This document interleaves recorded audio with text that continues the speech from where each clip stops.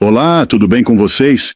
No vídeo de hoje, vou contar alguns dos causos mais impressionantes que já apareceram aqui no canal. Então já deixa o seu joinha, porque essas histórias merecem demais.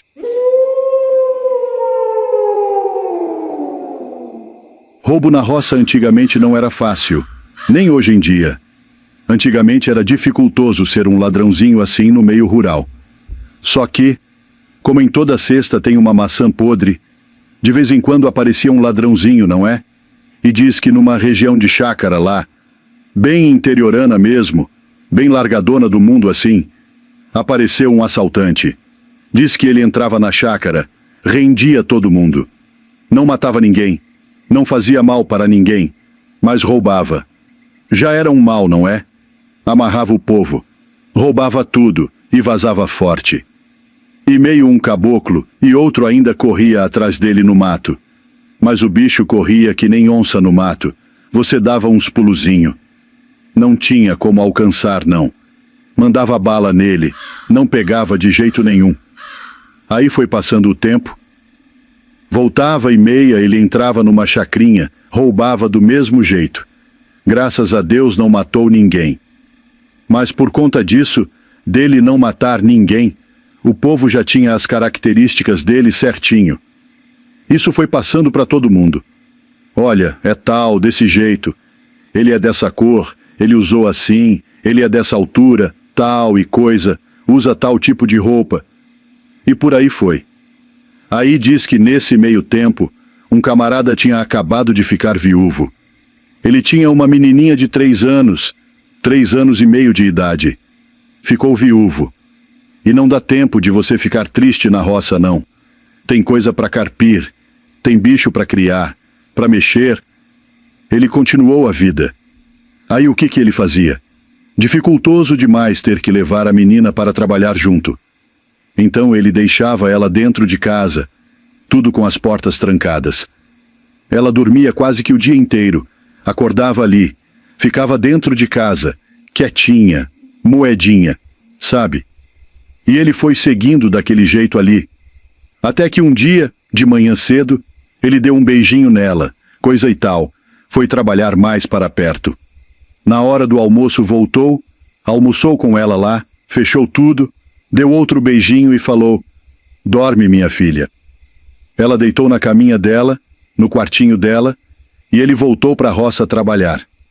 Nisso, ele deixava um lampiãozinho do lado da caminha dela, um lampiãozinho assim. Aí não sabemos como, esse lampiãozinho caiu na cama dela. E cama de indigente do povo de antigamente era daquelas estopa, daqueles... Como é que fala, moça? Aquelas fava?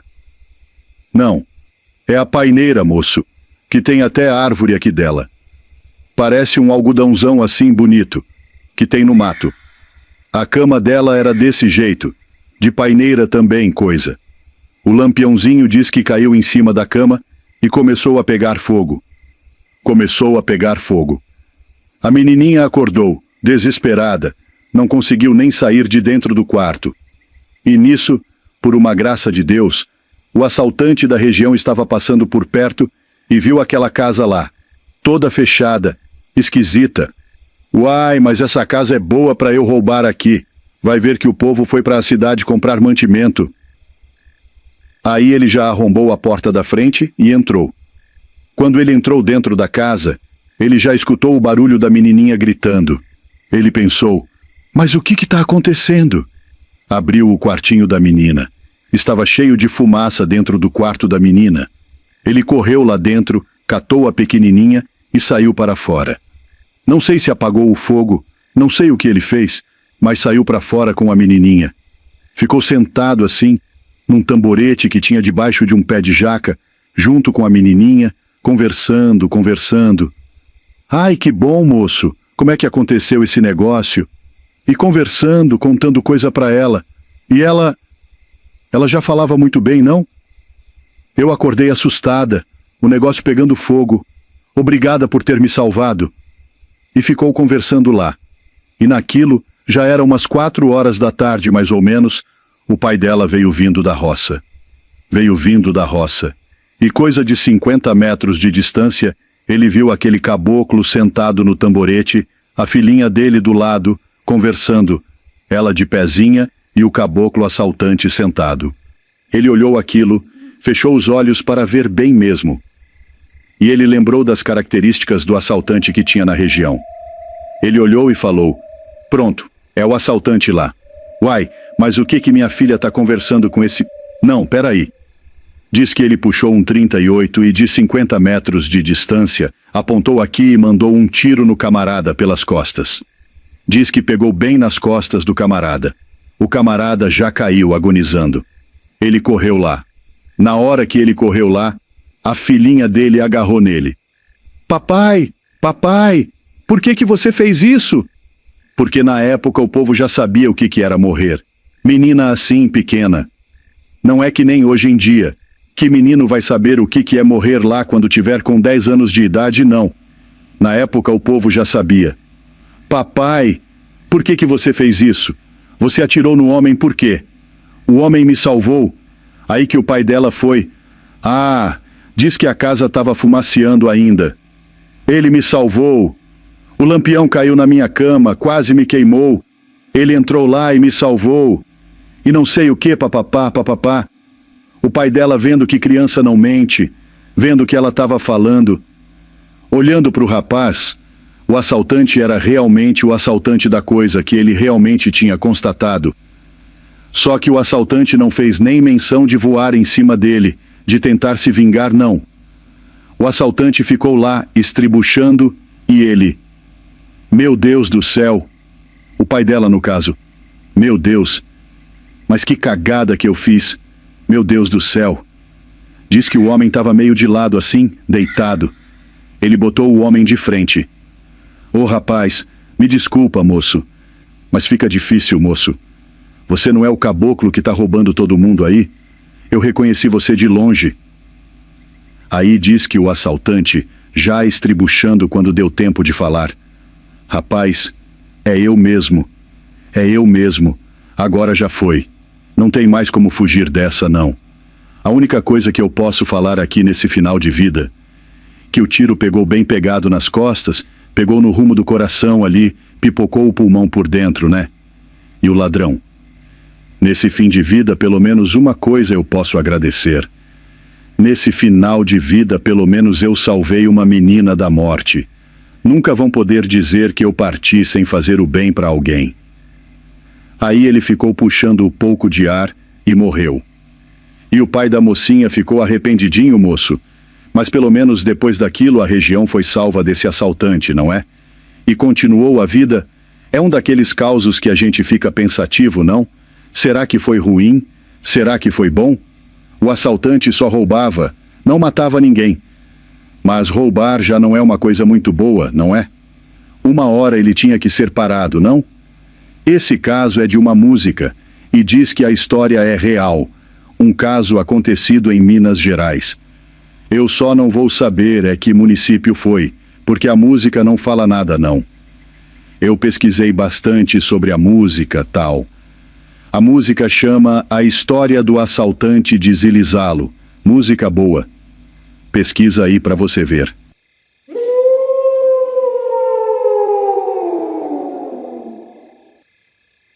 Olha só. Dizem que Paulinho e Rosinha nasceram pareados. Eram vizinhos, nasceram quase no mesmo dia. Foram crescendo. E vocês sabem como era antigamente.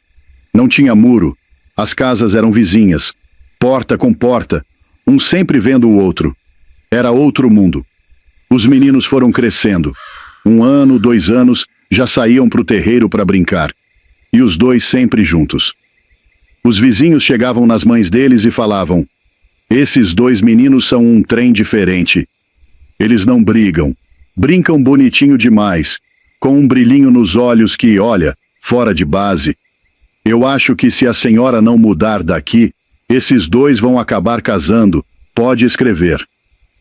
A mãe do Paulo, quando ouvia isso, forçava um riso, mas já virava a cara. Não gostava da ideia, não. Já a mãe da Rosinha. Essa abraçava a ideia, dava corda. Afinal, ela tinha perdido o marido havia pouco tempo. Tudo que fosse aumentar a família, ela gostava. incentivava. Já a mãe do Paulo, ninguém nem sabia quem era o pai do menino. Era um trem esquisito. Só ela sabia. Um segredo dela. Pois o tempo foi passando. Os dois estudavam juntos, dançavam quadrilha sempre juntos. Era um trem bonito de ver. Quando ficaram quase adolescentes, engataram um namorico, meio às escondidas. Muito inocente, mas escondido. Porque a mãe do Paulo não aceitava que ele chegasse perto da Rosinha de jeito nenhum. Quando eram crianças, ela ainda deixava um pouquinho, uma coisinha ou outra. Mas quando fizeram 10, 11, 12 anos, ela já fazia de tudo para atrapalhar qualquer momentinho que eles tivessem. Então tinha que ser tudo escondido. Quando estavam perto de fazer 15 anos, Paulo chegou na mãe dele e falou que queria sair com Rosinha para tomar um sorvete, cansado de ficar escondido. Foi pedir. A mãe dele falou: "Eu não quero você com essa menina. Essa menina não é pro seu bico. Afasta dela." Ele se revoltou. Já foi quase xingando a mãe. "Eu não quero nem saber disso não. Você nunca me explicou por que não gosta dela. Nós crescemos juntos. A gente se ama. De tanto o povo falar que a gente ia casar, a gente jurou um pro outro que vai casar mesmo. Só não casei ainda porque não tenho condição. Mas vou casar. Vou noivar. Casar bonitinho." A mãe dele ficou jururu com aquilo. Já quis brigar, bater. Mas ele falou: "Não tem nada que a senhora possa fazer para impedir nosso casamento." E saiu pela porta. A velha ficou ali, chorosa, porque viu que essa batalha ela não ia ganhar. Correu para o quarto, sentou na cama, pegou uma folha de papel e escreveu uma carta. Depois bebeu veneno. Passaram-se umas horas. Paulo voltou, já sem muita raiva, querendo até pedir desculpa. Coisa de menino. Chamou pela mãe. Nada. Ela, que estava sempre na cozinha ou na sala, preparando alguma coisa, não respondia. Bateu na porta do quarto. Abriu. Ela estava lá, deitada. Achou esquisito. Pegou nela, fraquinha, gelada. Desesperou. Chamou o vizinho. Gritou. O povo chegou. Viram que tinha uma carta em cima da cômoda e um copinho com veneno. Entenderam na hora. Pegaram a carta. Estavam loucos para ver o que estava escrito. Era direcionada para o Paulo. A carta dizia mais ou menos assim: "Meu filho, no tempo da minha mocidade, eu amei. Era uma confissão. Eu amei um homem casado. Era um segredo guardado, que hoje do meu peito sai para você, meu filho. Eu sempre impedi, sempre fui contra seu namoro, porque só eu sabia que você e Rosinha são filhos do mesmo pai." O povo ficou pasmado. Entendeu tudo na hora. A mãe do Paulo tinha tido um caso com o pai da Rosinha, que era marido da vizinha. Antes dele morrer, ela teve esse caso às escondidas. Nasceu Paulo. Por coincidência, a mulher dele também estava grávida. Nasceu Rosinha. Os dois cresceram quase juntos. Por isso que a mãe do Paulo sempre impediu. Mas preferiu morrer do que contar. Porque para ela, era um pecado terrível, uma coisa imperdoável. No dia seguinte, foi o enterro, aquela tristeza. E o namoro, aquele amor entre os dois, teve que acabar. Você vê o que é o destino. Um trem de doido.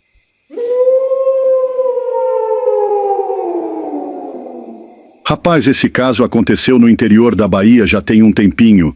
Diz que tinha um molecote de uns 13 para 14 anos. Caboclinho levado, atentadinho demais, tirado a homem.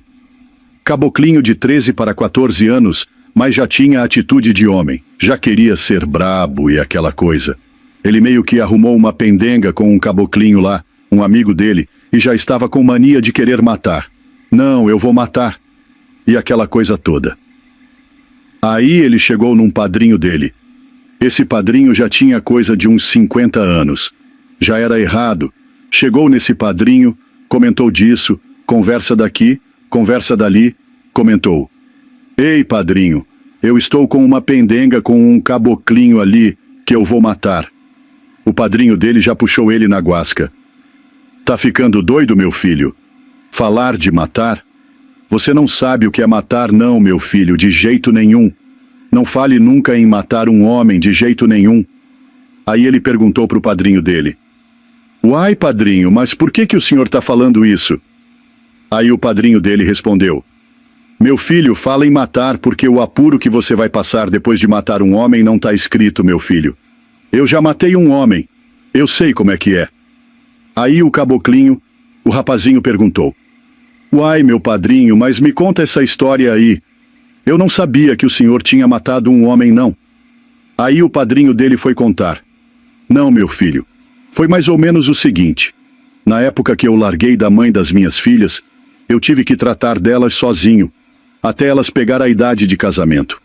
Aí casaram, foram embora, e eu fiquei sozinho em casa. Na época, as casas aqui eram bem retiradas. Era uma casa aqui, outra daqui, 200, 300 metros. Aqui era um muralzão, a vila aqui. Então a gente ficava meio que largado. Vizinho vinha conversar, mas era cada um cuidando da sua vida, naturalmente. Eu fiquei aqui largado. Tinha minhas galinhas, meus trem para tratar, horta, aquela coisa. Mas era aquela vidinha. Eu vivia a vida sozinho, retirado.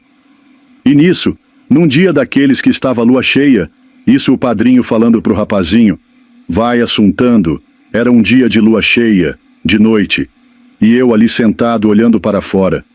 Eu sentado na cadeira, debruçado na mesa, tinha acabado de jantar.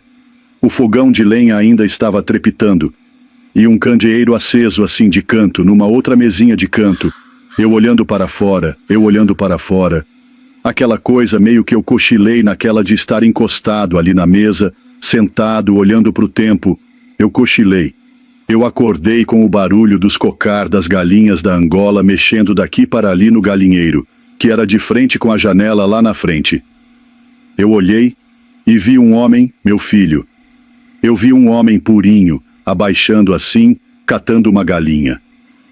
Eu olhei aquilo, naquele repete, a espingarda meio perto, meu filho. Eu catei a espingarda e mandei chumbo. Não quis nem saber. Mandei chumbo. Aquela coisa toda. Meio que aquele trem quietou lá. Foi de repente, meu filho. Me veio assim aquele arrependimento. Meu Deus do céu, matei um por causa de uma galinha. Minha Nossa Senhora. O que vai ser de mim agora? Deixei a espingarda na mesa. Meu filho. Saí porta fora, desesperadinho, pensando: Vou ser preso. Acabou minha vida. Vou ser preso. E corri pro mato, meu filho. Corri pro mato. Aquela coisa. Não sei nem precisar que hora que é. Até amanhecer, meu filho. Eu sofri dentro daquele mato. Carrapato, medo de cobra, mosquito, pernilongo, tudo. Tudo quanto é diabo dentro daquele mato. Eu correndo, correndo, correndo, peitando no mato pelos peitos e aquela coisa toda. Cheguei nos meião de mato que eu nunca tinha entrado na vida. Amanheceu. Amanheceu aquele sol quente, caçando coquinho para comer, com fome. Desci no colo para beber uma água. Rodei aquele mato todo. Deu meio-dia, aquela fome danada. Mais ou menos umas 4 horas da tarde, meu filho, dentro daquele mato, sofrendo, já pensando até morrer. Porque o mato antigamente era muito pior do que hoje em dia. Parecia que o trem era dificultoso. Me veio na cabeça, meu filho: Não, eu vou descer lá na vila. Vou descer lá na vila. Porque se eu ficar nesse mato aqui, eu vou acabar morrendo de fome. Eu vou ver, eu vou conversar lá. Vou chegar numa casa e outra de um vizinho daquele que não tem cachorro bravo. E vou ver se eu escuto o converseiro. Alguém já deve ter alardeado lá, escutado o tiro. E alguém ter ido lá ver se acabou com o morto que eu matei da galinha. Aí desci, com muito custo. Desci lá e coisa. Cheguei nos vizinhos daquele. Escutei, escutei, escutei. E não escutei nada. Ninguém falando de nada. E eu naquela coisa dizendo ele que falou assim pro menino: Meu filho, até na casa do seu pai, você não era nem nascido, eu fui na casa do seu pai, que eu era mais chegado nele para ver se ele estava falando alguma coisa e tal. Não escutei nada. Eu me escondendo por aqui e por ali, falei: Não, Eu vou lá em casa agora. Vou lá em casa porque se tiver alguma coisa, a polícia já vai estar lá, vai ter gente, aquela coisa, o maior piseiro. Desci para casa. Já era de noite, meu filho. Desci para casa. Lá, tudo quieto. A porta estava ali encostada. Entrei para dentro, escura. A lua já tinha saído. Aí eu peguei um bingo daquele, um isqueiro de gasolina, acendi o candeeiro, acendi o fogão de lenha. Não tinha geladeira, energia, nem nada. Eu peguei a carne assim do pau de carne, a carne seca de sal, fiz uma carne, um arroz para mim comer, que eu estava numa fome danada. Isso de noite, meu filho. Eu lá, sentei na mesma cadeira, encostei na mesma mesa e fiquei olhando a mesma janela. Nisso, eu dormi. Dormi preocupadinho, sem saber se tinha esse morto ou se não tinha, se tinha matado ou se não. Preocupado, dormi. De manhã cedo, fiz tudo o que tinha para fazer.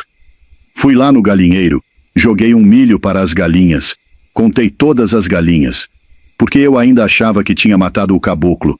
Então ele tinha espantado contigo e roubado minha galinha. Contei todas as galinhas. Galinha estava tudo certo, as cocar tudo. Mas o que é aquilo? Logo escureceu. Sentei na mesma cadeira, encostei na mesma mesa e fiquei olhando para a mesma janela. Lá fora, junto com o galinheiro, quando eu vi, olhando, o mesmo homem. Meu filho. Eu achei que eu estava doido. O mesmo homem abaixou e tentou pegar outra galinha. Peguei a espingarda, peguei o candeeiro e fui lá rente. Se fosse homem, eu ia matar ele de frente, meu filho. Na hora que eu meti o candeeiro, meu filho, era uma paia, era uma folha de bananeira. Olhei nela, estava tudo furado de chumbo. Falei, meu Deus do céu, não matei um homem não. Matei foi uma paia de bananeira. Creio em Deus Pai. Dizendo ele falando pro menino. Achei até que eu estava doido. Nunca contei isso para ninguém, meu filho. Estou te contando isso para te dar um bom conselho. Você não pensa em matar homem nenhum nessa vida, que o apuro que você vai passar não está escrito. Aí o rapazinho escutou aquilo, ficou ali pensativo. Passaram muitos anos. Eu falei, mas como é que pode? Como é que pode? Eu achei tão interessante, tão rico esse caso acontecido. Eu achei tão rico porque esse padrinho deu esse conselho para ele que com certeza mudou a vida dele para sempre. Querendo ou não, mudou a cabeça dele para sempre.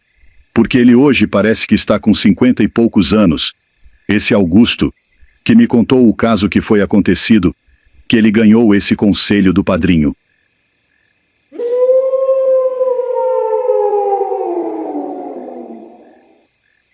O caboclo era filho de um sitiante daqui.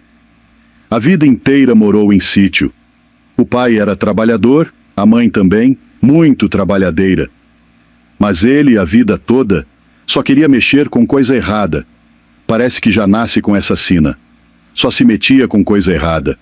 Foi indo, pegou idade de homem, mas nunca virou homem. Sempre com aquelas mania besta, aquelas coisa feia de roubar e de usar essas porcaria. O pai dele não deu conta mais. Expulsou ele do sítio. Aí foi morar na cidade, se enfiar mais ainda nessas coisas torta. Não trabalhava, não queria saber de serviço. E dentro dessas tramóia dele, começou a roubar, aplicar golpe, um atrás do outro. Até que um dia ele astuciou um golpe que, vou te falar, coisa de deixar qualquer um besta.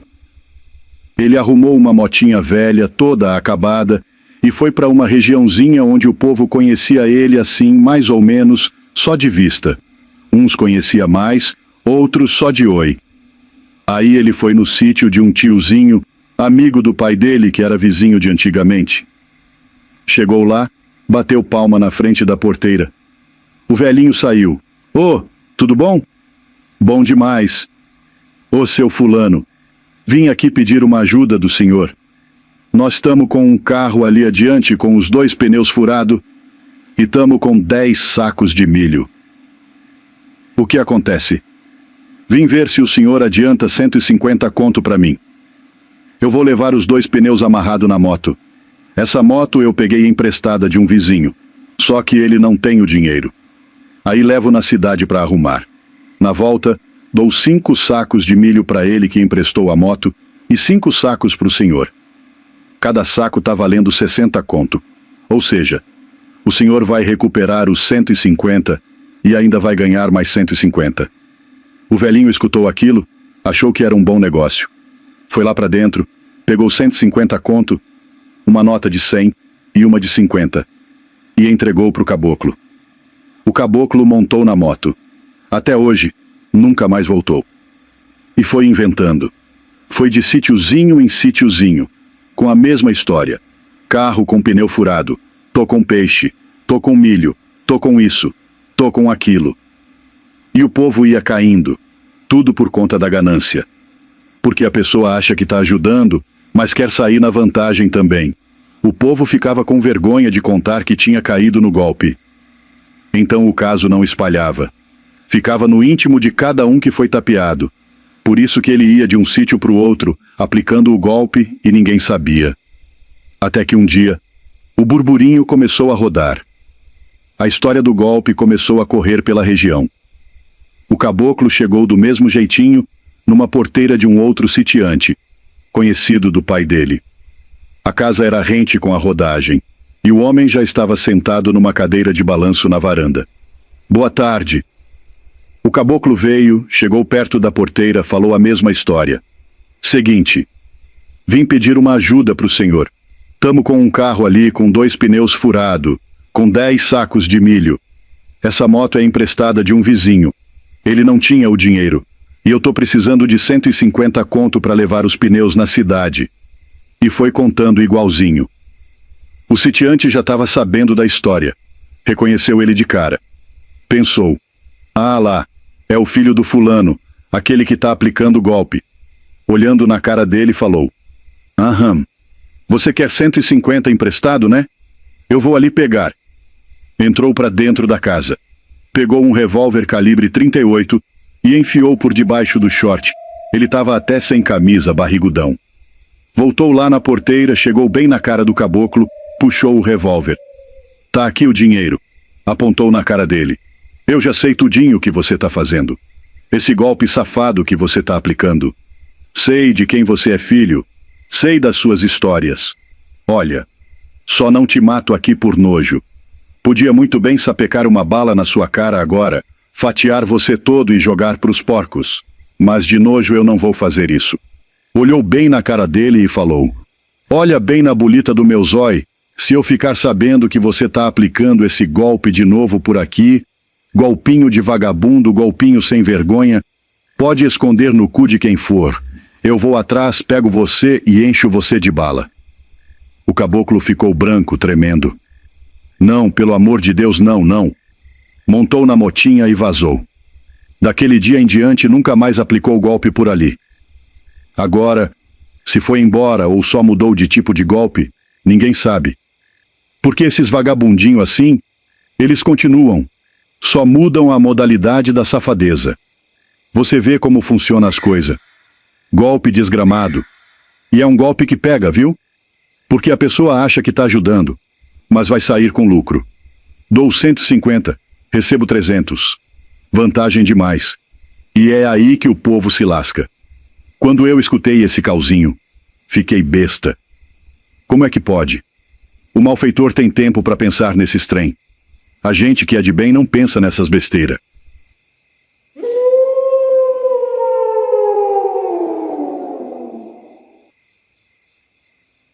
Havia um caboclo ruim.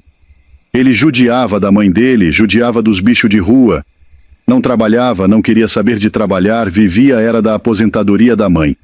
Morava com ela numa casa que era dela, uma casa ganhada do governo. Eles moravam de frente com a mata, numa parte mais afastada da cidade. Na frente tinha uma matona, uma reserva. Para lá da casa dava para ver uma figueira bonita, a árvore mais alta daquela mata. Era uma figueira frondosa, a mata ajeitada, quase Mata Atlântica. Isso foi no estado do Rio de Janeiro. Contam que ele vivia lá e batia na mãe. A mãe já era doente, diabética, com aquele monte de coisa. Um dia ela morreu. Os vizinhos até falam que, mesmo ele judiando dela, quando ela morreu, Ele ficou sentido, ficou transtornado, sentiu a falta da mãe. Aí, piorou nas bebidas. Vivia de vender reciclagem, latinha, essas coisas. Vivia mal, não aceitava ajuda de ninguém, não conversava com ninguém. Era azedo pro mundo. De tanto beber e não se alimentar, sem higiene nem nada, acabou morrendo. E não foi dentro de casa que morreu, não. Morreu foi no mato. Disseram que encontraram ele deitado num tronco dessa figueira, lá no meio do mato. Já fazia mais de uma semana. Já estava com o corpo seco. Aí veio a polícia, aquela coisa toda, enterraram ele. Depois daquilo começaram os relatos. Ah, Manuel, vi o Manuel ali. O Manuel virou corpo seco, virou assombração. Porque até hoje, eu mesmo, quando vou catar lenha perto de casa, que é perto do mato, o povo fala do corpo seco do Manuel. Onde a pessoa mora afastada, perto de mata, sempre vai catar lenha. O povo ia pro mato, às vezes só para andar, e via a ninfa dele, o corpo seco dele, e se assustava. A pessoa saía correndo. Aí ficou essa lenda, esse causo do Manuel Corpo Seco lá na região. O tempo foi passando. 10, 15, 20 anos. Aquilo foi diminuindo. O povo foi embora, foi mudando, morrendo, e o causo foi enfraquecendo. Poucos falavam daquilo. Aí uma mulher se mudou para aquela casa que era do Manuel e da mãe dele. A casa já estava reformada, era outra vida. O povo nem falava daquilo mais. Ela era divorciada. Tinha uma menina de 12 anos e uma de 7. Tinha um fogãozinho a lenha. Era mulher simples, vida apertada. As casinhas ainda eram do governo. Ela tinha alugado a casa. Um dia, já morando lá há um tempo, pediu para as filhas irem catar lenha no mato, naquela matinha da frente, onde ficava a figueira. A mesma figueira do Manuel. Como eu disse, ninguém falava mais daquilo. As meninas já tinham ido lá vez ou outra. Nunca reclamaram de nada. Nunca falaram de assombração. Foram num fim de tarde, quase anoitecendo. A mulher disse para a mais velha: "Minha filha, leva a sua irmã e vai lá catar lenha. Pega um feixe de lenha mais grossa. E para menor, você pega uns gravetinhos para acender o fogo mais rápido, que é para eu fazer o jantar, esquentar a casa." As duas foram pro mato. A trilha já era feita, tudo certinho. Passaram por debaixo do pé de figueira, o mesmo onde o Manuel morreu. Juntaram a lenha e voltaram pelo carreador, pela trilha. Na volta, passando de novo pela figueira, começou uma ventania. Mas era uma ventania esquisita. O vento não batia nelas, batia só lá no alto, na copa da figueira. A mais nova parou, olhando para aquilo. A mais velha também parou, assustada. O vento batia forte só no alto, nos galhos mais altos da figueira. E eles dobravam como se fossem bambu, quase encostando no chão. E aquele vento não pegava nelas, só lá na copa da árvore. As duas ficaram olhando, até que a mais nova gritou: "Olha lá! Tem um homem lá em cima balançando os galhos." A mais velha, que estava uns 10 metros à frente, conseguiu ver melhor. Era mesmo um homem, bem magro, balançando o galho. E conforme ele balançava, o galho descia até quase o chão. Não era o vento, era ele que estava balançando. Aquilo era um trem estranho demais. A mais velha entendeu que aquilo não era coisa de Deus, começou a chamar a mais nova: "Vem pra cá, vamos embora, vamos embora." A menor ficou lá parada, olhando. Teve uma hora que o galho balançou tanto, com o homem em cima, que quase pegou na menina. A mais velha viu aquilo e pensou: "Esse homem vai agarrar minha irmã." Criou coragem, correu até a irmã, puxou ela pelo braço e saíram correndo. Esse homem, não falou nada. Não deu gargalhada, não gritou, não fez nada. Só balançava. Quando as meninas saíram do mato e chegaram na rua, que ainda era de chão batido, já estava escurecendo. Olharam de novo para a figueira. Estava paradinha, como se nada tivesse acontecido. Entraram em casa, contaram para a mãe. A mãe não deu muita bola. "Ah, isso não é nada." No outro dia, como de costume, A mãe foi conversar com a vizinha, jogar conversa fora. Aí comentou: minhas meninas foram catar lenha ontem e disseram que viram a figueira balançando, um homem lá em cima quase pegou minha filha mais nova. Nem dei bola. A vizinha arregalou o olho e falou: ih, mulher, faz tempo que eu não escuto falar disso. Isso aí é o Manuel. Que Manuel? Um homem muito ruim que morava nessa sua casa aí, uns 20 anos atrás. Morreu no pé dessa figueira. Batia na mãe, fazia maldade. O povo diz que virou corpo seco. De vez em quando aparece. Uma assombração mesmo, um trem ruim. A mulher ficou assustada. Depois daquilo, nunca mais deixou as filhas irem sozinhas para o mato. Porque, para quem acredita, corpo seco mata. É bicho ruim. É como se fosse um demônio, um trem esquisito. Deus me livre. Eu conto esse caos e fico imaginando a cena. O homem lá em cima no galho, balançando, o galho descendo quase encostando na menina. Você tá doido. O velho falava, antes de começar o caso ele falava assim: um homem, tanto homem quanto mulher, tem que estar com um acessório, um relógio, um anel, um brinco, um colar, uma gargantilha. Ele falava um trem assim porque, numa situação de dificuldade, se você não tem dinheiro, aquilo vira um meio de troca. Ele até dizia: imagina você funde um motor de um caminhão ou de um carro, numa estrada bem longe, onde não tem muito acesso de gente. Passa uma pessoa, você pede ajuda. Às vezes, essa pessoa até te dá ajuda de bom grado, sem cobrar nada. Mas na maioria das vezes, a pessoa cobra na cara dura. Aí ele dizia: é difícil, estou seguindo o meu caminho. Como é que eu vou deixar de fazer minhas coisas para ajudar você, se eu mesmo estou precisando? Então, ele falava que se você não tem dinheiro, mas tem um relógio, um trem, você dá aquilo para a pessoa, e as portas se abrem. E é sério isso aí. Ele contava um causozinho que aconteceu com ele. Eu escutei isso dele há mais de 15 anos. Esse senhor devia ter uns 60 anos na época. Acho que nem vive mais. Na época, ele falava em cruzeiro, ou cruzado, que era o dinheiro de então. Ele falava que nem via dinheiro, moço. Ele vivia na roça, tocava roça com a família. Com 30 e poucos anos já tinha 8 filhos, mulher, as coisas. E vivia assim, longe das habitações. Ia de carro de boi ainda para as vilas, para as cidades, para comprar mantimento, alguma coisa. E era de mês em mês, tudo era muito regradinho. Aí ele tinha um engenho na propriedadezinha dele. Nem era dele, ele era meeiro. Tocava o engenho, tinha uma vida boa.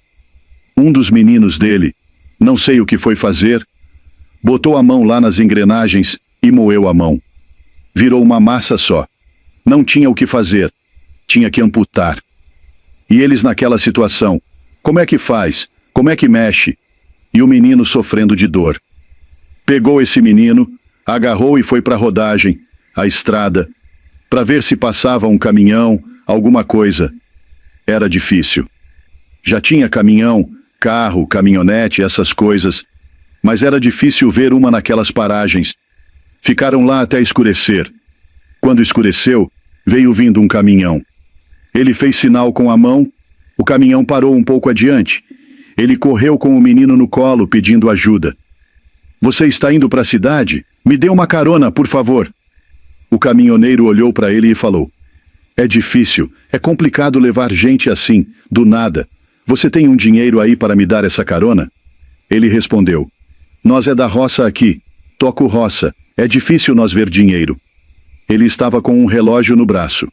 Um relógio brilhou mesmo, deu aquele reflexo. Aí o caminhoneiro disse: e esse relógio aí serve para mim. Ele ficou pensativo. Rapaz, mas esse relógio eu ganhei do meu pai, tem valor sentimental. O caminhoneiro falou: então você escolhe, quer ficar com o relógio do seu pai ou quer salvar esse menino? O menino estava com a mão enrolada num pano, mas dava para ver. Estava tudo ensanguentado. Ele tirou o relógio com muito desgosto e deu na mão do caminhoneiro. Montou no caminhão, foi levado até a cidade. Chegando lá, tiveram que amputar a mão do menino mesmo, mas salvaram a vida dele. Muitas vezes, se tivesse ficado ali na terrinha, ele mesmo teria que amputar. Porque naquela época era assim. A pessoa mesmo fazia o que tinha que fazer, arrancava, curava com remédio do mato e pronto. Às vezes o menino morria, dava uma doença, uma infecção, e ele morria. A melhor coisa que ele fez foi ter ido buscar ajuda, ido para a cidade para fazer tudo certo. Salvou o menino. Ficou sem o relógio, mas não ficou sem filho. Dizendo ele, daquela época até o dia que me contou o caso, nunca mais ficou sem um acessório, um relógio, um anel, alguma coisa, ou até um dinheiro, porque numa situação de dificuldade, ele tinha de onde tirar para barganhar uma ajuda. Então é importante. Eu mesmo, quando saio, é sempre com um relógio, um anel, alguma coisa. Dinheiro. Quem que anda com dinheiro hoje em dia? É difícil. Mas é bom ter alguma coisa para barganhar uma ajuda.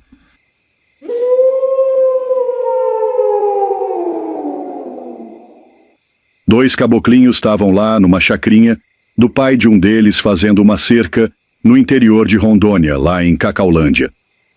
Só ajeitando a terra muito boa, e diz que essa cerca era de divisa já com um outro velho. Esse outro velho, moço, era um velho enjoado, mas era zeloso, o bicho era zeloso. Tinha uma plantação-zona com toda a variedade de legumes, de frutífera, de tudo que se imaginar tinha na plantação do velho. Aí diz que esses dois rapazinhos estavam fazendo a cerca, já naquele sol quente, aquela sede, e um falou: "Moço, que nós faz agora? O lugar da água é longe demais." O outro disse: "Mas nós tem que ir lá, uai." Aí foram passando rente a cerca para descer até o córrego. Aí esse velho enjoado, zeloso, que era o dono da plantação, estava passando ali também. Tava lá, aquelas melancia, abóbora, tudo no meio do mundo de plantação do lado de lá. Os meninos passou assim, cumprimentou o velho. Um dos rapazes, mais corajoso, falou: "Ô senhor, o senhor podia dar uma melancia dessa para nós? Ou até vender, quem sabe, né?" Aí o velho já fechou a cara. "Olha aqui, vocês não vão comer nada não. Nem vendendo, nem dado, nem comprado. Aqui do meu vocês não vão ter nada."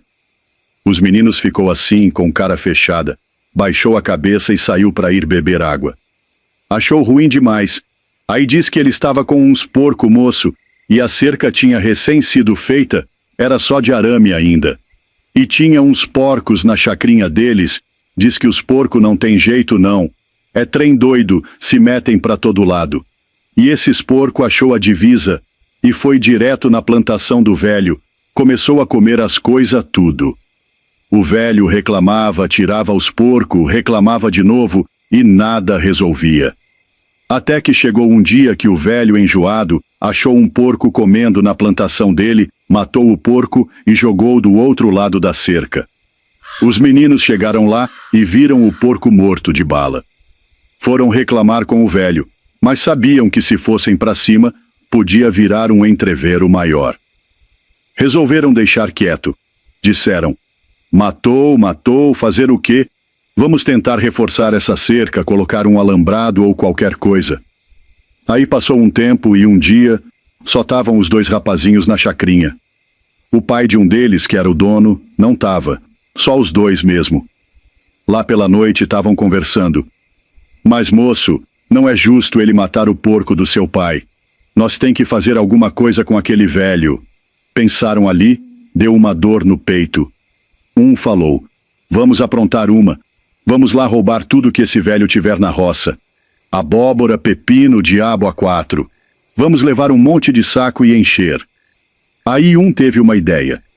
"Para ninguém saber que foi nós, vamos pegar as botinas e colocar nos pé trocado, para ficar com rastro de pé torto. E ainda vamos colocar as botinas para trás, para ficar com rastro igual de curupira. Quem for ver os rastros, vai achar que é coisa de encantado." E fizeram isso mesmo. Chegaram lá na divisa, colocaram as botinas ao contrário e nos pé trocado, para trás. Começaram a encher o saco, encher o saco, encher o saco. Pegaram coisa demais, legume, fruta, tudo que é do bom e do melhor. Encheram tanto que nem deram conta de carregar tudo, tiveram que deixar um saco para trás. Foram-se embora. No outro dia, o velho chegou na plantação, ficou doido, viu aqueles rastros tudo ao contrário, aquele trem esquisito. Disse: "Mas que é isso, mãe do céu?" Saiu de chácara em chácara perguntando se tinha algum malandro roubando coisa por ali. Mas ninguém tinha visto nada. Aí, o velho botou na cabeça que era o Curupira mesmo que tinha ido lá roubar as coisas dele.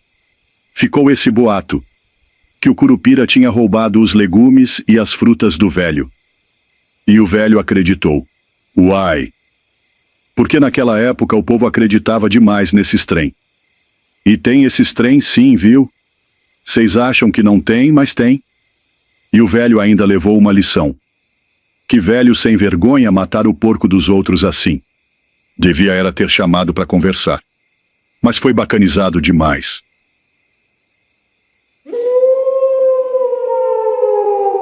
O camarada largou a mulher.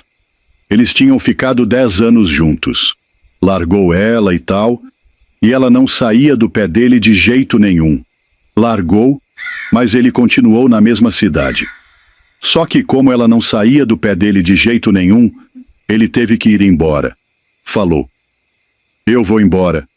Vou para outro estado trabalhar e deixar essa mulher aqui." Eles tinham um menino. Eles tinham ficado 10 anos juntos. Aí tinha um menino. O menino tinha 9 anos. Aí ele foi-se embora para São Paulo. Eles eram do Nordeste. Ele foi para São Paulo para trabalhar. E mandava pensão para o menino, ajudava ali, mas sumiu para não ter mais contato com a mulher. Porque a mulher azucrinava mesmo, infernizava a vida dele por conta do término. Onde ele estava, ela estava atrás, correu com faca para pegar ele. Um trem feio, feio mesmo. Aí, um dia desses, ela doida, ele foi-se embora assim. Só falou para os parentes mais próximos onde é que ele estava, onde é que ele tinha ido. E ela lá atrás, querendo saber onde é que ele estava, até que ela descobriu.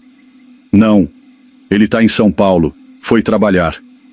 Mas foi na mesma hora. Ela deixou esse menino com a avó e correu para São Paulo.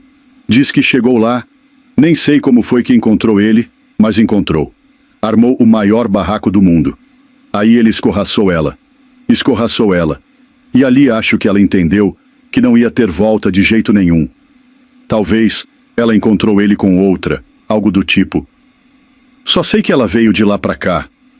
Ela veio de São Paulo, voltou lá para o Nordeste, ruim das ideias. Aí pegou o menino dela, foi para casa dela. Eles tinham uma casa que ainda estava no nome dele, acho que estava em processo de alguma coisa assim. Ainda estava no nome dele, mas era dela. Ele tinha deixado para ela e para o menino. Acho que ele estava esperando o menino completar 18 anos para passar para o nome dele, uma coisa assim. Aí ela ficou uns dias com esse menino lá. Um dia desses ela pegou o menino, deixou na casa da avó dele de novo e falou: "Amanhã eu venho buscar ele tal hora. Eu preciso de um tempo sozinha." Deixou o menino e foi para casa. Aí, no dia seguinte, deu o horário dela buscar o menino. Cadê a mulher? Levaram esse menino lá na porta da casa. Bateram palma, viram que a porta da sala estava aberta. Abriram o portão e entraram lá para dentro. O menino, daqueles meninos espevitado, já foi na frente da avó. Na hora que entrou, encontraram a mulher lá, estirada, pendurada. Feio. A avó já agarrou o menino, aquele negócio todo, aquele desespero. Aí passou. Enterraram. Ficou aquele luto, aquela tristeza na cidade.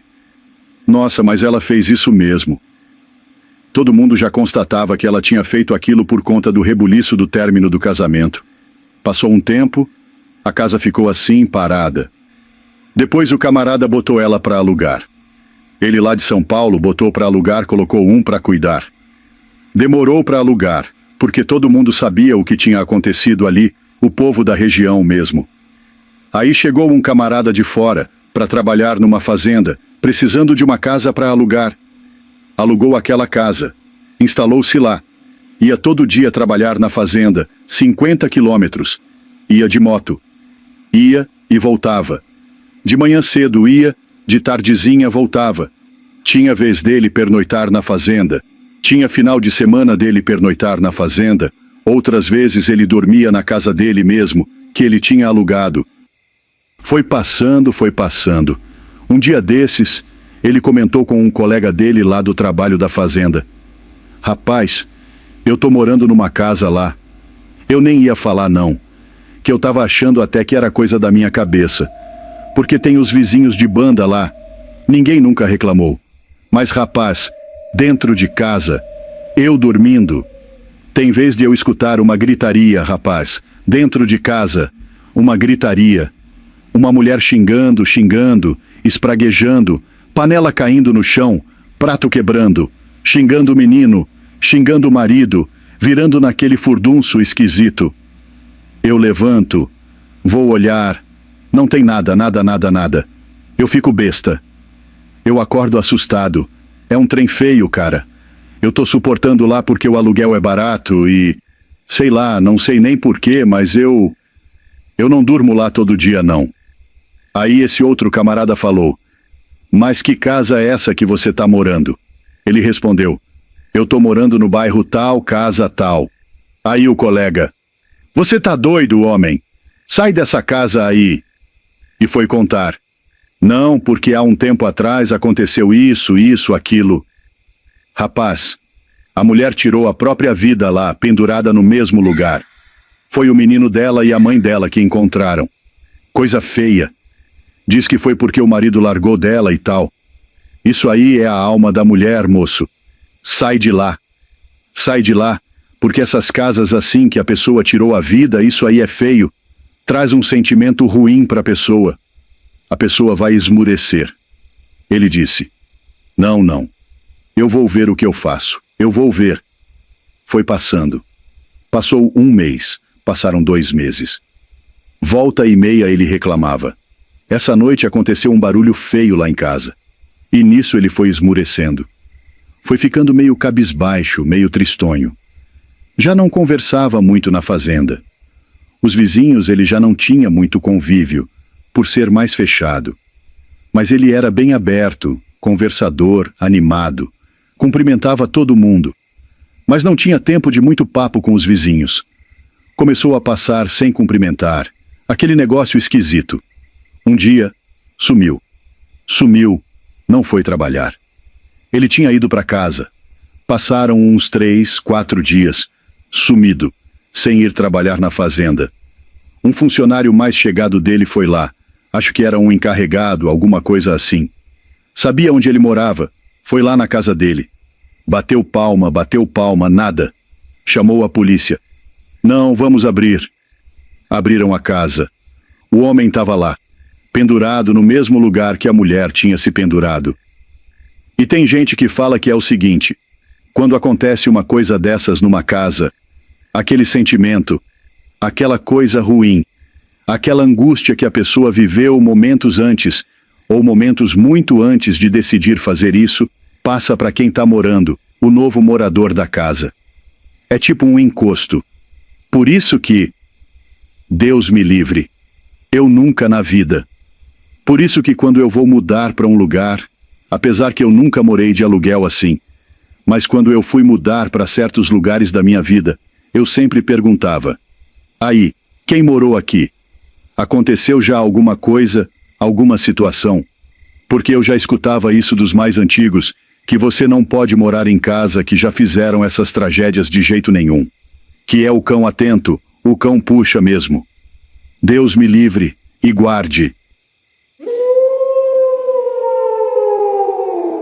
Vocês sabem que no interior da Bahia, há mais de 100 anos atrás, teve uma guerra muito pesada. A Guerra de Canudos.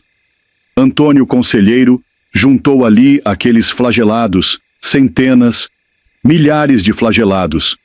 Aquele pessoal que trabalhava nas fazendas dos coronéis, que sofria, aqueles agregados de fazenda, aquela coisa terrível.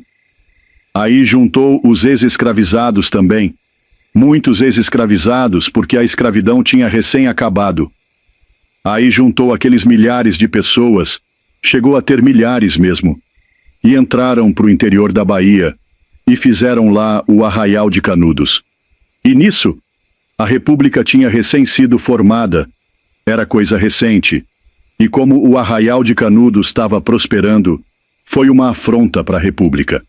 Era como se um novo império tivesse se formando ali. Aí a guerra começou. Houve uma série de fatores, mas a guerra começou. Se eu não me engano, houve 3 embates pesados assim. Parece que o povo de Canudos, que era um povo flagelado, um povo pobre mesmo, conseguiu ganhar 2 vezes do exército da República. Aí na terceira vez, no terceiro embate, se eu não me engano, o trem foi pesado. Levaram canhão, virou aquele pandemônio. Foi um deimar aquele povo nas trincheiras. Foi uma guerra pesada demais. Até o Euclides da Cunha, no livro Os Sertões, fala que foi um crime. Foi um crime mesmo, ele denunciou, ele escrevia. E nisso, meu compadre, passou, né? Aconteceu toda essa tragédia. Muitos anos depois, 100 e poucos anos depois, hoje tem lá ainda as trincheiras, o resto das trincheiras. Fica a história. O povo vai lá visitar, para ver onde é que foi. As ruínas, aquela coisa toda. E lá, foi uma tragédia tão grande, tanta gente morreu, que os corpos ficaram para lá, amontoado de corpo. Fizeram ainda umas valetas, enterraram, aquela coisa toda. Mas muitos ficaram por ali mesmo, mortos. De lá para cá, hoje em dia ainda encontra osso lá de gente. E nisso, o camarada foi visitar as trincheiras, visitar as ruínas, aquela coisa. Tem gente que gosta muito de história. Eu mesmo gosto demais, eu queria visitar lá para ver onde é que foi, como é que foi a situação. Sempre tem um guia que explica uma coisa e outra que você fica fascinado de ver. E nisso, esse caboclo chegou lá muito animado para ver onde é que foi a Guerra de Canudos, aquela coisa toda. E nisso, anda daqui, anda dali, naqueles pontos onde foi mesmo, onde teve os embates, as trincheiras, tudo, as ruínas. Achou um osso de gente. E não sei o que deu na cabeça dele que ele pegou o osso. Vou levar para casa. É uma lembrança aqui da Guerra de Canudos. Osso de gente, moço. Pegou, levou para casa. Ele era casado tranquilo, os filhos dele já estavam criados. Nisso, nunca tinha brigado assim. Aquela briguinha toda. Mas nunca tinha brigado seriamente com a mulher. Começou a brigar. O trem parece que azedou. Uma nuvem escura pairou ali na vida dele depois de ter levado esse osso de Canudos para casa. Brigando com a mulher e aquele peto, logo separaram. A vida financeira dele foi balançando, o trem foi bagunçando demais. Começou a ter uns pesadelos. Pesadelo terrível, terrível, terrível. Acordava assim assustado. Disse que era um caboclo pedindo para ele levar o osso de volta lá nas trincheiras de Canudos. E aquele sonho. E começou a ver vulto, corrente batendo dentro de casa, panela caindo, copo quebrando de noite, aquele barulhão. Chegava lá na cozinha, não tinha nada quebrado, tudo no chãozinho. Ele falou: "Meu Deus do céu, como é que faz?" E ele contou para um e outro. Um e outro. "Leva esse osso de volta, moço. Fosse eu, levava esse osso de volta. Ainda fazia uma missa lá. Achava um padre, pagava, via o que tem que fazer, faz uma missa lá, pede perdão e coisa e tal. Uma missa para encaminhar a alma desse cidadão aí que você pegou o osso e coisa." Ele foi relutando, mas o trem foi azedando. Ele não entendeu. Se eu ficar com esse osso aqui, eu vou. Porque o financeiro dele, as coisas de dinheiro assim, estavam se acabando. A vida dele foi bagunçando. Aí pegou, ajeitou um padre lá para fazer uma missa. Pegou esse osso de volta, levou lá para as trincheiras, para as ruínas lá de Canudos, deixou no mesmo ponto que tinha pegado. Fez a missa, fez aquela coisa toda, pediu perdão e o trem todo. Voltou para casa e o trem alinhou novamente. Isso que é acontecido. Acontecido mesmo.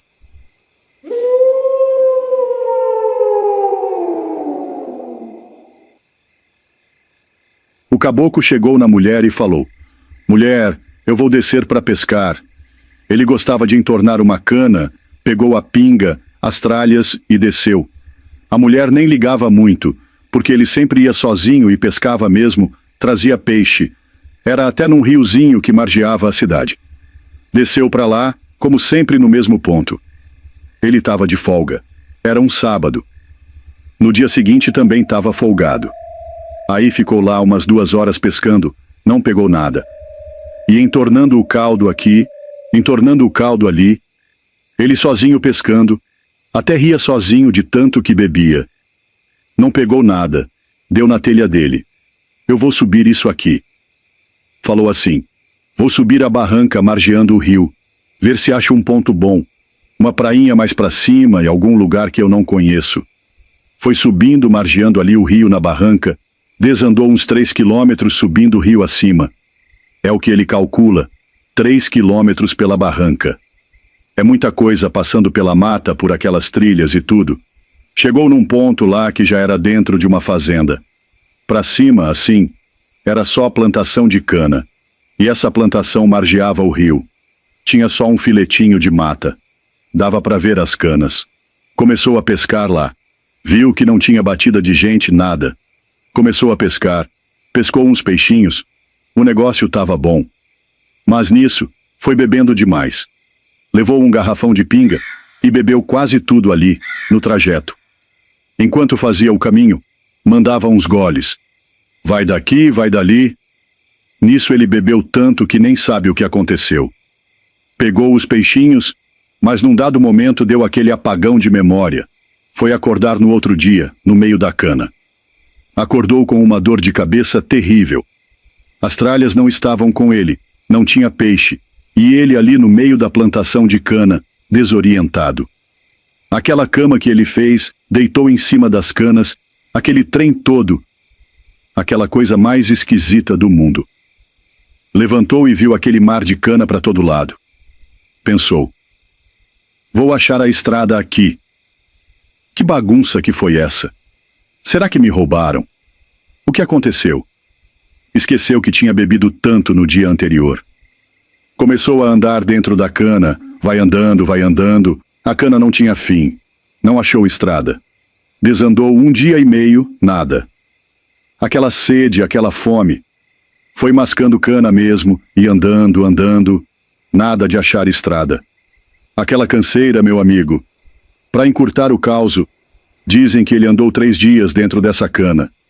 Era um mar de cana mesmo, porque não achava uma estrada. Para seguir assim e não topar com uma sede, uma fazenda, um trem, só cana. E ele andando. No 3º dia, ele já estava sem fôlego, sem jeito de andar, comendo, mascando só cana. Um calor danado, um perigo. Diz que pisava em cobra. Vai daqui, vai dali. Canavial que mais tem é cobra, cascavel, aquele trem todo. Cansado demais, sem dar conta mais, com muita fraqueza. Sem encontrar estrada nenhuma, deitou. Era de noite já desse 3º dia. Muito cansado, não dava conta mesmo de andar. Dormiu com muita fome, muita sede. Na manhã do 4º dia ainda tentou se levantar, andar ali para ver, para ter aquela esperança. Uma hora eu acho uma estrada, nem que eu fique deitado no meio dela. Uma hora passa alguém. Não é possível. Mas não deu conta não de se movimentar. Mascou umas canas dali e daqui, mas aquilo ali, você vê. Tem açúcar, tem um pouquinho de água, mas não energiza o corpo. Aquilo ali não sustenta. Aí ele se entregou. Ficou deitado lá só esperando morrer. Aqui não tem jeito mais não. Primeira vez que eu vejo uma desgrama dessa, vou morrer num mar de cana. Aí se entregou. Para encurtar o causo, passou 15 dias. Morreu? Morreu nada. O homem ficou deitado esses 15 dias mascando cana. Não conseguia levantar de jeito nenhum. De vez em quando dava uns gritos pedindo socorro, mas não adiantava nada. Cada grito era uma dor a mais no corpo, um cansaço a mais. Parou de gritar. Com o tempo, os dias passando, ele não morria. Tinha se entregado, mas parecia que alguma coisa falava dentro dele. Pelo menos masca a cana. Aí ia guardando uma energiazinha. Dizem que, na tarde antes de escurecer, passou um caminhão ou uma caminhonete. Não sabe direito. Ele deu um grito. Parece que era o último suspiro. Um grito muito forte. A caminhonete parou. Desceu 2 camaradas assustados com aquele grito. Diz que foi forte demais. Aí ele deu outro grito, desmaiou nesse segundo grito. Com esse segundo grito, os camaradas viram o rumo. Entraram na cana. Andaram uns 100 metros e encontraram ele lá, naquela cama que ele tinha feito na cana, deitado. Dizem que ele estava fino. Pele e osso de verdade. Sabe aqueles vídeos feios que a gente vê da África, das pessoas só pele e osso? Tava daquele jeito, pra pior. Tudo machucado. Dizem que tinha mosca, bigato de mosca comendo as pernas e os pés dele. Os braços, onde ele tinha cortado na cana, tudo machucado. Pegaram ele achando que estava morto, porque estava um fedor danado. Mas ainda respirava. Dava para ver a respiração. Fedido que dava medo. Pegaram ele. Dizem que um dos rapazes ficou receoso. Larga isso, irmão. Moço, isso aí deve ser bandido. Tribunal do crime. Essas coisas aí, gente morta por bandido. O outro disse, não, moço, não é não. Olha a roupa aí, roupa de trabalhador. Pegaram ele, botaram na caminhonete e levaram para a cidade, pro socorrão. A sorte é que ele estava com os documentos. Aí veio polícia, aquela coisa toda. Viram quem era, foram ver nas ocorrências. Tinha um boletim de desaparecimento. Foram até a mulher dele. Dizem que ela veio reconhecer. Era ele mesmo. Tava lá, todo entubado, aquele trem todo. Passou 2 meses no hospital. Muito soro, remédio, aquela coisa toda para reagir. E sobreviveu. Aí você analisa esse caso aí. O caboclo que me mandou isso aí se chama Jorge. É de Ribeirão Preto, São Paulo. Questionei bastante ele. Da onde é esse caso? Não sei, me contaram. Fui pesquisar na internet. Tem um caso parecido que aconteceu em Limeira, São Paulo. Mas não tem todas essas características desse caso que ele me contou. Só é meio parecido. Esse de Limeira aconteceu mesmo. Você acha se pesquisar no Google. Homem desaparecido é encontrado em canavial depois de 15 dias. Esse era um caminhoneiro.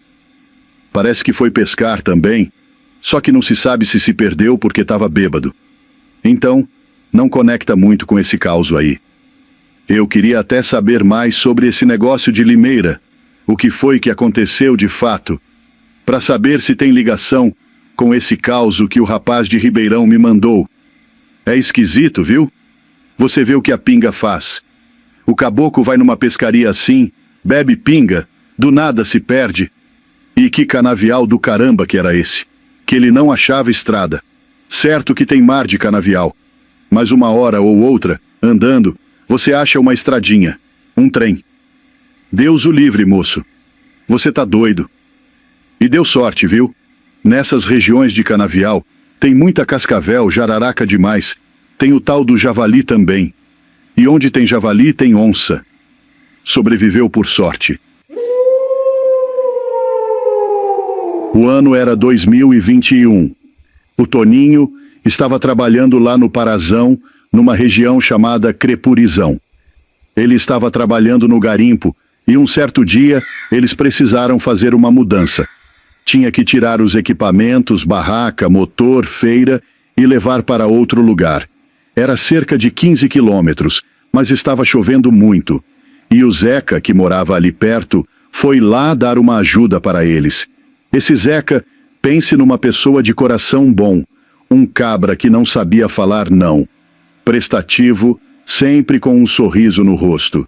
Ele tinha furado o calcanhar um tempo atrás e aquilo tinha inflamado, porque não tinha tido o tratamento certo.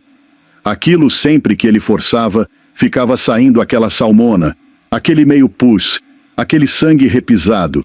Mas isso não impediu ele de estar ali ajudando os companheiros e os amigos. Bom, A bagagem estava toda preparada, a carga, e eles seguiram viagem. Só que por causa da chuva, tudo atrasou. Quando eles chegaram no local de destino, já era por volta das 6 horas da tarde, já estava começando a escurecer.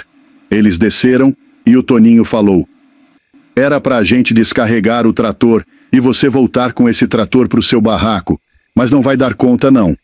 Então vamos fazer o seguinte: você passa a noite com nós aqui. Nós vamos fazer uma comida e quando for amanhã cedo a gente descarrega. Você vai?" Ele falou assim: "Não, senhor, eu vou não. Aqui é 5 quilômetros meu barraco. Eu vou dormir é lá. Eu vou é para lá. É pertinho." O cabra era disposto, animado. Aí o Toninho falou: "Não, fica aqui então. Não vai não." O Toninho insistiu com ele, mas ele falou: "Não, eu só vou pegar a comida aqui e vou zarpar." Nesse meio tempo, já estava fazendo aquela comida de garimpo, que é mais um feijão com carne, uma mistura ali, um arrozinho. Pronto, ele bateu aquele pratão nos peitos e o Toninho falou: "Então você vai levar ao menos um facão, homem?" Ele falou assim: "Ah, facão que nada. Do jeito que esse meu pé tá aqui, inflamado, se a onça pular na minha frente, eu bato nela com esse pé e boto ela para correr." Aí foi aquela risada, aquela resenha toda. Você sabe como é garimpeiro. Então o Toninho falou: "Pelo menos a lanterna você vai levar." Era uma lanterna boa, megalite, 3 elementos. Ele passou a mão na lanterna e se mandou. Era uma vereda que eles tinham feito no mato. Era mais ou menos 1,5 quilômetros sem toco nenhum até chegar na estrada principal. Então o Zeca foi caminhando ali, debaixo de chuva. Faltava um pouco para sair na estrada, para ver o clarão da estrada. Ele, iluminando com a lanterna, viu um trem deitado lá no meio da estrada. Falou assim: "Uai, aquilo é um bicho ali." Quando aquilo levantou, ele falou: "Ih, é uma paca." Só que aquilo aprumou mesmo os pés assim. Ficou grande, aqueles farol de olho iluminando. Quem sabe que anda no mato, sabe que quando bate a lanterna, o olho do bicho, da paca, da onça, gato do mato, mateiro, fica lubrinando, parecendo 2 farol. Ele falou: "É o mateiro, o tamanho." Ele já logo arrependeu de não ter levado a 20 dele. Só que aí ele estranhou que aquilo ficou mais alto do que o mateiro. E ele vendo aquelas biroscas daqueles lumiano, ele falou: "Olha, tem um negócio errado." E nisso que ele foi aproximando, ele falou: "Tem um negócio errado aí. Eu nunca vi muito negócio desse. Que trem grande é esse?" E começou a vir para o lado dele. Foi quando ele afastou de lado, tirou o olho para procurar um pedaço de pau para ele se defender, jogar o pau naquilo para saber o que aquilo era. Quando ele pegou o pau e voltou com a lanterna para a estrada, quando ele olhou para o lugar, ele já não viu mais nada. Foi nessa hora que ele sentiu uma pancada entre a costela e a paleta dele. O trem comeu nele. A lanterna caiu lá no meio da lama e ele caiu também. Ele começou a levar pancada e ele não sabia de onde vinha. E nessa hora, ele começou a rezar e a gritar por proteção. Foi quando aquilo quietou. E ele, todo enlamamaçado ali, ainda pegou a lanterna, que tinha quebrado o vidro, correu a lanterna para ver o que via, se tinha alguma coisa. Mas ele não viu nada. Aí o medo tomou conta dele. Ele queria voltar, pensou em voltar. Só que parece que ele ouviu uma voz falando: "Não volta não, que vai ser pior." Como ele estava mais perto do barraco dele, ele seguiu viagem. Olhou ali, não viu movimento de nada, e com muito medo saiu caminhando, até que chegou na casa dele. Bom, passou a noite. No outro dia cedo, ele foi lá para descarregar o trator, onde ele tinha passado aquela patomia toda que aconteceu com ele. Ele olhou, viu se via rastro de algum bicho, não viu rastro de nada. Quando ele chegou no barraco e foi contar lá para o Toninho e para a turma que estava lá, que eles levantaram a camisa dele, um roxão ali para o lado da paleta dele, e em outros lugares onde ele tinha tomado as cacetadas. Ele falou assim: meus amigos, eu passei um aperto essa noite igual eu nunca passei na minha vida. E foi por causa daquela blasfêmia que eu falei, que se a onça viesse aqui eu batia nela com o pé. Aí o Toninho falou com ele: não, mas Zeca, isso não tem nada a ver não. Isso é brincadeira. A gente que anda no mato sempre faz esse tipo de brincadeira. Você não desrespeitou nada, não. Meu amigo, acontece cada uma história e cada uma presepada nesse mato que tem muita gente que duvida. E o Toninho ainda falou comigo. Eu insisti tanto com ele para levar o facão. Vai que ele leva o facão, tinha sido pior. Porque ele pegou o pau para bater no bicho, o bicho tomou foi o pau da mão dele e meteu foi cacetada nele. Imagina se ele estivesse com facão. É cada uma história de arrepiar o cabelo. Eu sei que tem muita gente que não acredita porque nunca aconteceu com ele. Espero que não aconteça. Mas o dia que acontecer, vai acreditar. Mas esses relatos, meu amigo, são de pessoas que vivenciaram esses momentos tenebrosos no meio da selva. Eu é que não quero passar um trem desse. Para isso, a gente tem que sempre pedir a Deus o livramento do mal e buscar a palavra dele. Onde está a verdade, para a gente sempre ter a proteção divina.